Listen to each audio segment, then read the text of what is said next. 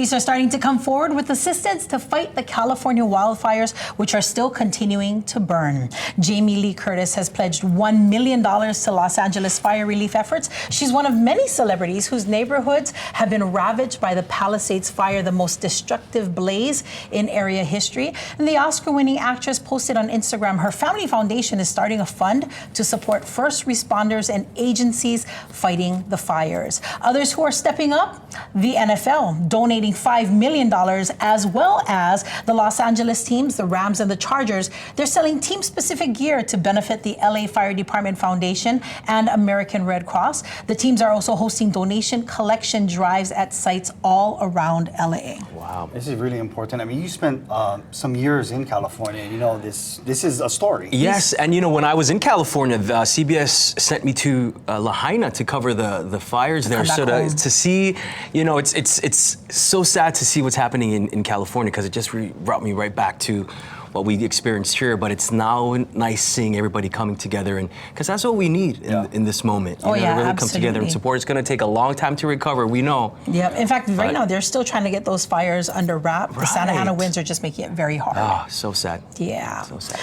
And you know, we're sending always our love and prayers out to them, as well as our assistance too. Yesterday, we talked about a U.S. law that could ban TikTok, and that is set to go into effect on January 19th unless the app is sold or the law is blocked by the Supreme Court. Well, today, the Supreme Court heard more than 2 hours of arguments, some of them from TikTok claiming the law violates its First Amendment rights, and those of its 170 million American users. The U.S. government argued that the app poses a risk to national security because its parent company, ByteDance, is based in China. The court appeared likely, guys, to uphold the law and allow the ban to go into effect. In fact, Chief Justice John Roberts remarked at the hearing, quote, "Are we supposed to ignore the fact that TikTok's ultimate parent is in fact subject to doing intelligence work for the Chinese government," end quote? Yeah, this is interesting, because I was going to ask that question because they're a Chinese-owned company.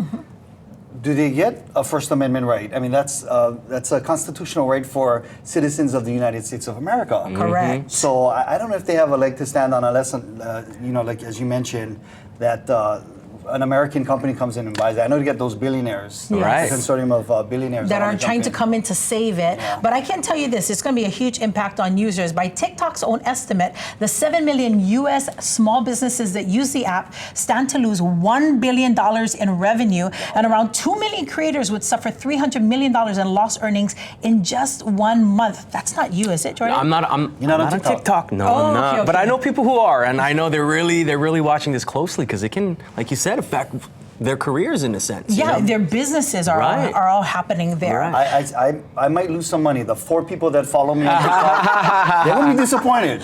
Well, we saw your dance moves. We saw your dance moves. Well, I tell you what, I got something that could come for you since we're talking about tech, right? Yeah. The annual Consumer Electronics Show, known as the CES 2025, is underway in Las Vegas right now and showcasing the latest in tech innovations. One invention was created by a concerned son for his aging mom with dementia. See, she loves dogs, so when it was no longer safe for her to own a dog, he built her one. Aww. The lifelike puppy's name is Janine and is supposed to resemble an 8 to 10 week old Labrador Retriever.